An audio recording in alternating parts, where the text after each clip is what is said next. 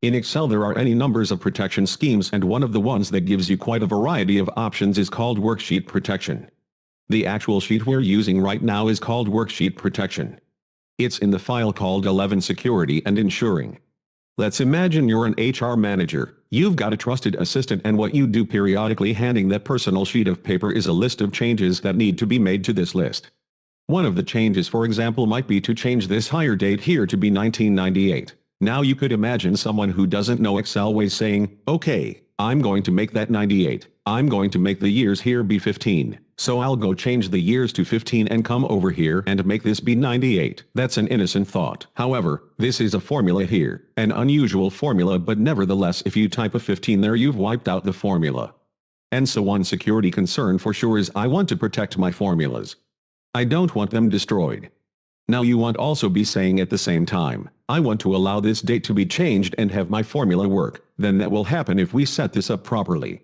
There is another concern. Should these job ratings be that available? Maybe this is a part-time employee and that's pretty confidential information and that shouldn't be thrown around so easily. So what might we do here? We might simply hide this column.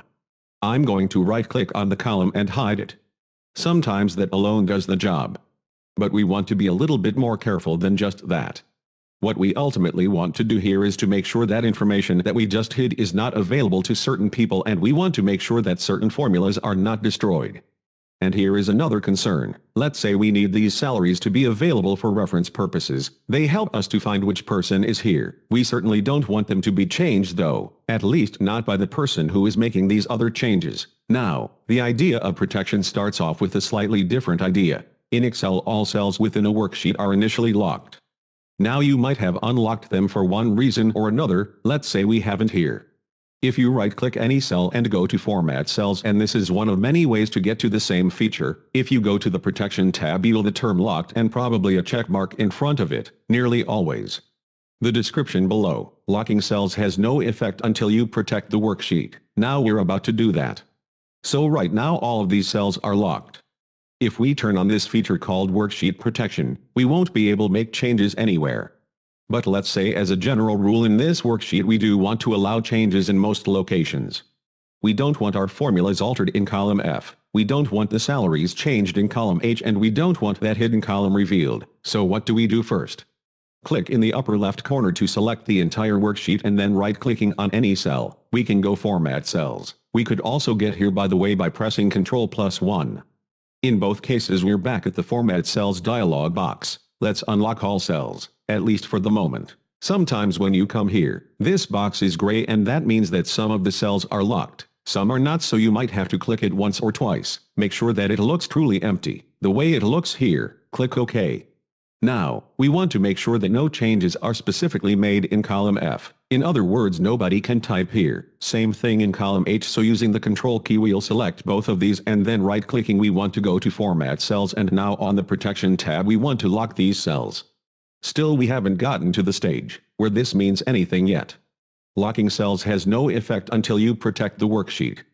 Okay, we're about to use this feature. It's on the Review tab. It's called Protect Sheet. Prevent unwanted changes from others by limiting their ability to edit. Click the option. And then, a rather extensive list of things that we might allow while using this particular worksheet. Now at a minimum, if you want to allow any changes to be made, you must have the second box checked. It says Select Unlocked Cells. If you can't click on an unlocked cell, then you can't make any changes to it. Now the box above it says Select Locked Cells. If we have a checkbox there, it means that someone can click the box or tab into it, but if it's locked, no one will be able to make changes there. So let's, first time around here, we'll show it to you both ways. Leave this unchecked. Now if you want to allow the other user to be able to unhide columns, then you will allow formatting of columns, but let's say we don't want to that. So we'll leave most of these, in fact all of the others, unchecked. We're ready to click OK here, but let's provide a password as well. Another level of security. Put in a password. We'll click OK or press Enter, and here is the password again, and of course don't forget it. We click OK. Now when you're in this mode, one visual giveaway is if the Home tab is active. Look how most of these features are grayed out, and that's not foolproof, but usually that's the case when you see this. You've got worksheet protection in effect. but no other words or phrases on the screen that seem to suggest that. So here we are. Imagine the other user is using this and sees that sheet of paper and this person is really hard 98. So what I'll do is I'll click over here. Gee, I can click there. Can I use my right arrow key? Well, that jumps me over it. I can't even go there. So I'm not going to be able to make any changes in column F. Well, I guess I'll just double click here and change that to 98. And as I do, watch the years to the right change. So the formula does its job if you're not specifically allowed to click here and make changes to it.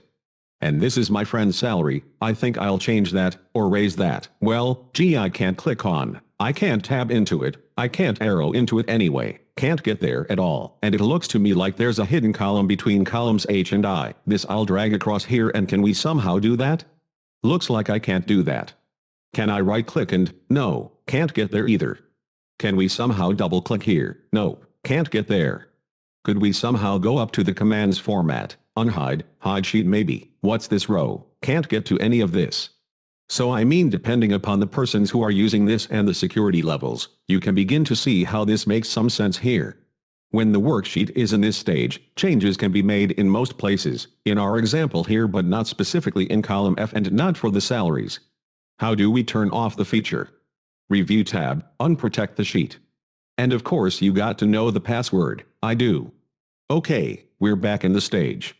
Now one variation on this, almost the same but slight difference. If we protect the sheet and this time allow all users to select the locked cells, and once again we'll provide a password here. When the worksheet is in this stage you can click on the cell here, but as soon as you start to type something, immediately you get a pop-up message. The cell you're trying to change is on a protected sheet. Same thing with salaries. Now we can click here. That hardly makes much difference if we can't do anything, can't make any changes there at all. So that's a slight difference in the settings. But in both cases we are not able to make changes here when it's in this state, unless we can unprotect the sheet. So I think you can sense the value of this. It works only on the current worksheet. It gives us powerful ability here to control what's being changed within a worksheet.